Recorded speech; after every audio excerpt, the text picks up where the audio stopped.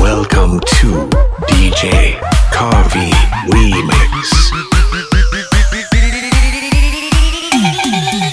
Hầu lâu chia mua, chỉ mua lấy từ yêu sông cao chưa có. Hầu lưu xuyên trừ, chỉ mua lấy từ lo nhỏ tao có khó chăng. Giờ chỉ mua mong tao lo lưu có tiếng nó. Lo cô say có muốn đi chắp lời. Giờ tiền uống non có gió lúa tu mình nhớ chuyện ta chúa. Lo cô say có chuyện trong cao chúa lý nhớ câu chúa. Giờ tôi tiền luôn một hai tiền cao lớn lô. Lo cô say có chuyện trong chúa lưu ta thời chia. Đùa mong tay bỏ nhà để cũng chỉ ở tu mua mong tao có. Chưa tao bỏ cả nhớ cho họ đầy đua. Chưa tao bỏ bỏ nhớ cho họ sao thiên bỏ xuống.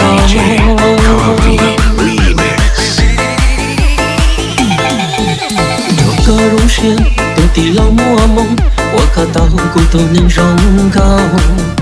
Thọ cao bát lũ người u trao cô nó thia đi lâu. Sợ thiên nữ bông lúc có muốn đưa tới lo. Vì thâu nữ hoa yêu cho nữ rong cao.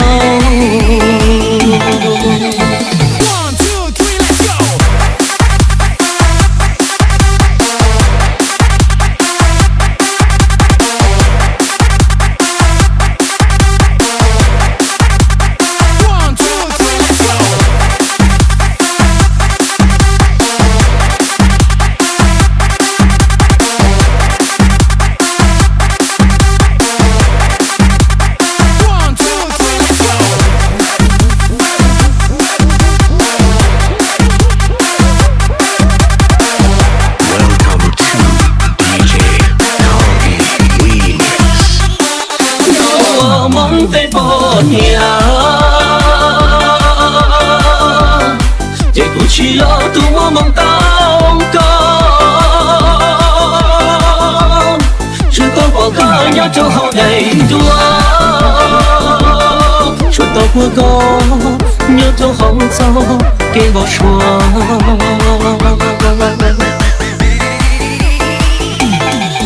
Cho cơ rong xuyên tôi tì lâu mua mong qua cả tàu của tôi nên rong cao. Thọ cao bát lũ lúc cô trao cô nó kia tì lâu. Sợ thiên nữ bông lúc có muốn đưa tới lo. Vì thâu nữ hoa yêu cho nữ rong cao. Vì thâu nữ hoa yêu cho nữ rong cao.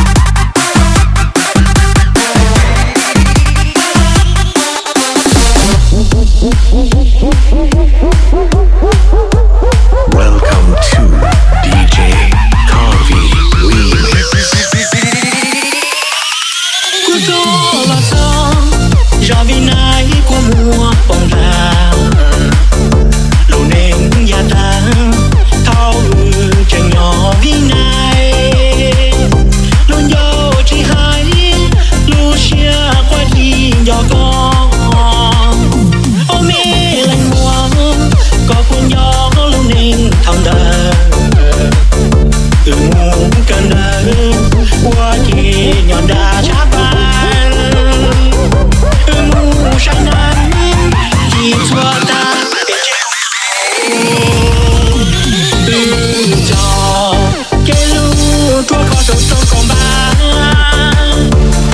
cụ chỉ mua nhà có thia đau mù mi ca cụ thia sang pa lỡ ta có cho mi ca